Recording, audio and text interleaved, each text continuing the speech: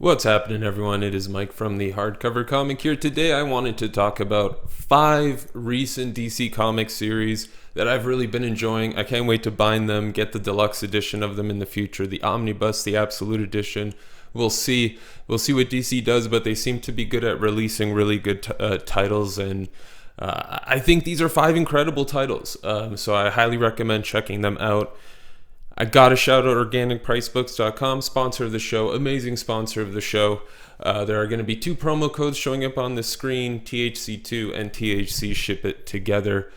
2 different promo codes depending on the kind of order you're placing. That'll get you a little more money off your order. Helps us, helps organicpricebooks.com.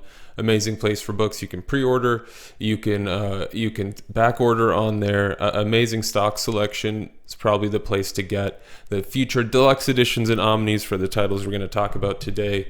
Without further ado, let's get into them.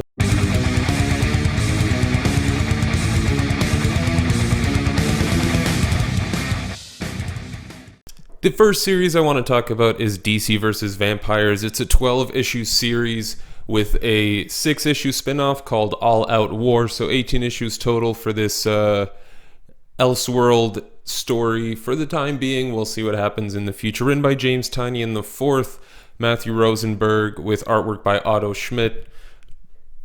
Fairly well-known creators. I was very excited to see Tynion doing a vampire DC book.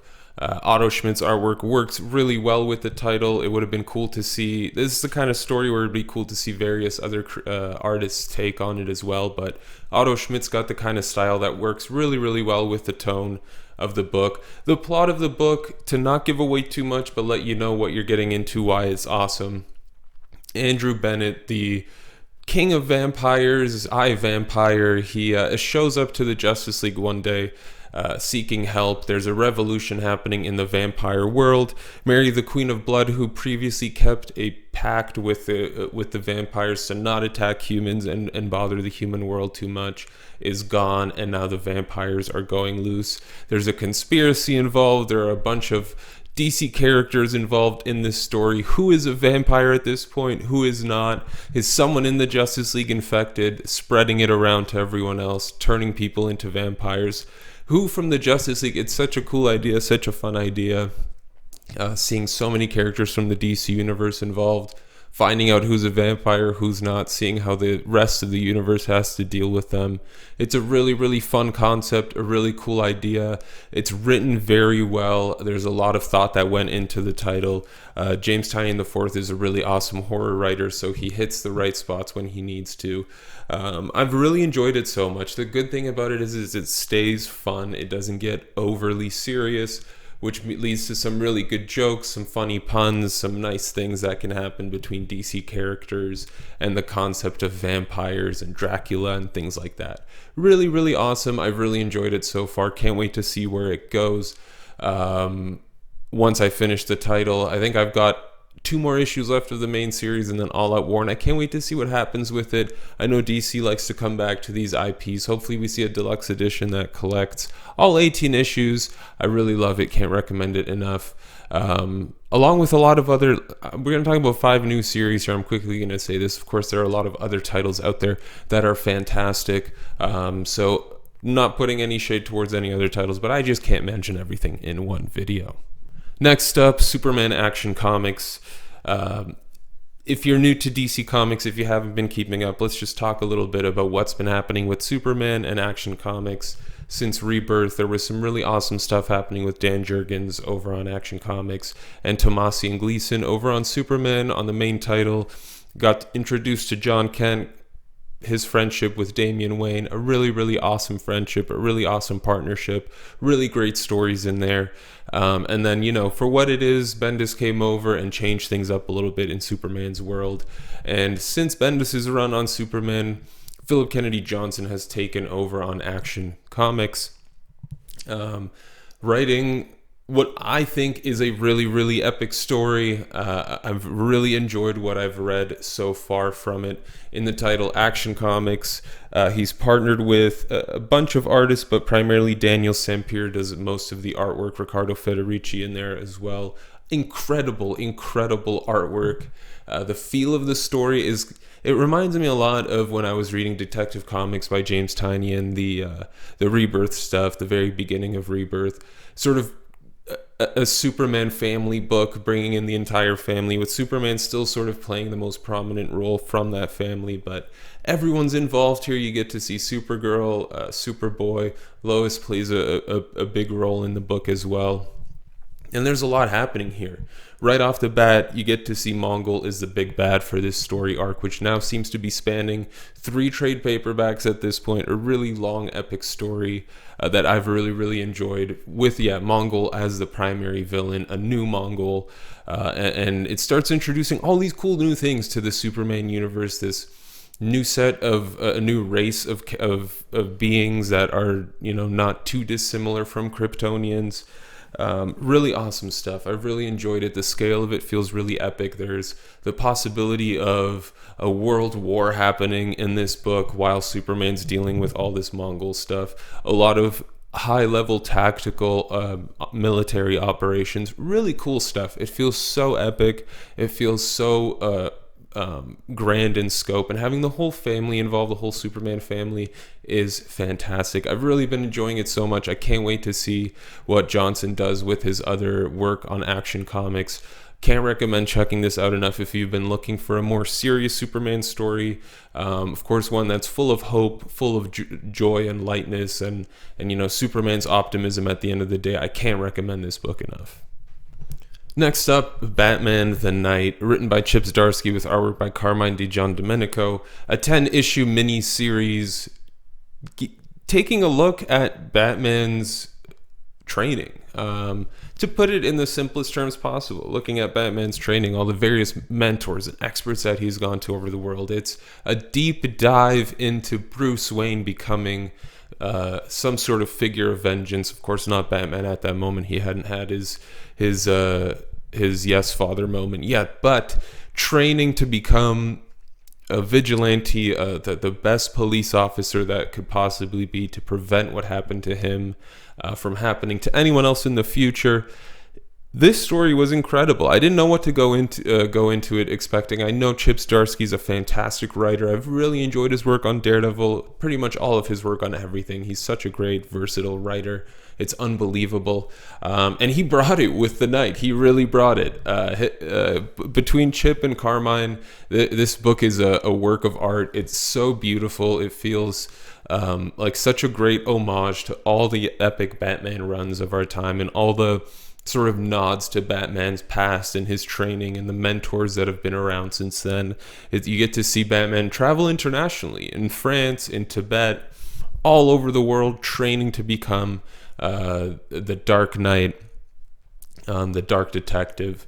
An incredible story, 10 issues. I can't wait for the deluxe. I don't know if there's one coming. I imagine there will be. An absolute would be incredible for this as well. I really enjoyed it. It's such a great Batman story. It feels like it's going to be a classic that I'll want to reread over and over again. Really well done, incredibly powerful moments between Bruce and Alfred, the kind that you kind of hope for. Seeing the difference in their personalities when they're all younger, when before the craziness that has become Batman at this point and everything that needs to be put aside. Really incredible stuff. I really enjoyed it very much. It makes me so excited to check out Chip's work on the main Batman title, which I'm definitely going to be doing soon.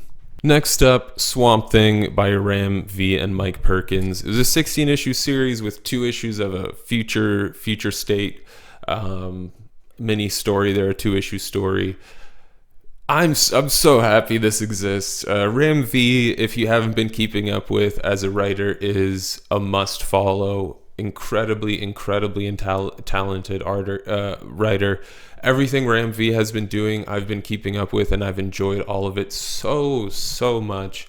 And Swamp Thing is absolutely no exception to that. We've got a new take on Swamp Thing, a new character taking over the avatar of the Green. Levi Kami is a character that you fall in love with right away. Not too dissimilar from Alec Holland in the sense that he's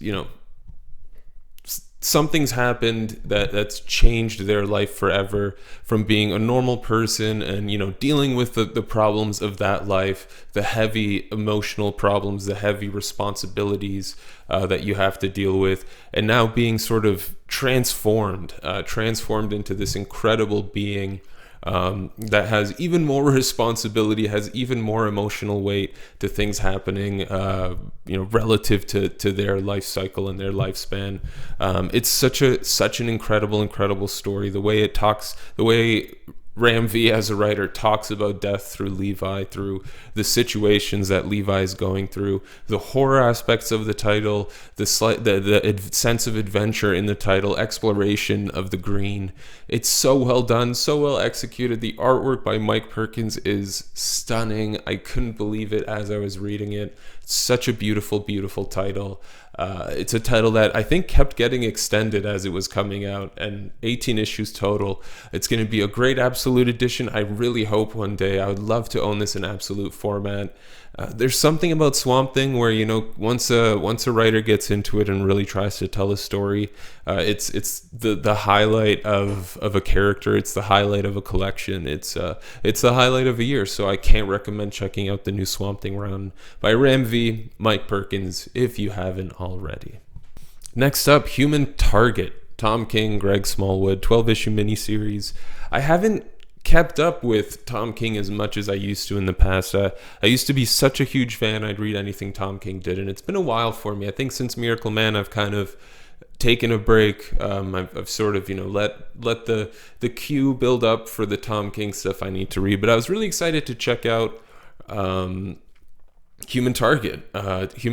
Christopher Chance is the Human Target, a master of disguise, the perfect body double, the perfect person for a setup, for extra security when you think your life is in danger. A really interesting character. I knew pretty much nothing about going into this title. I came in with no expectations. I do think Tom King's an awesome writer, and I love Greg Smallwood's art. So I knew there was going to be something at least exciting to look at opening this book, and it's blown me away.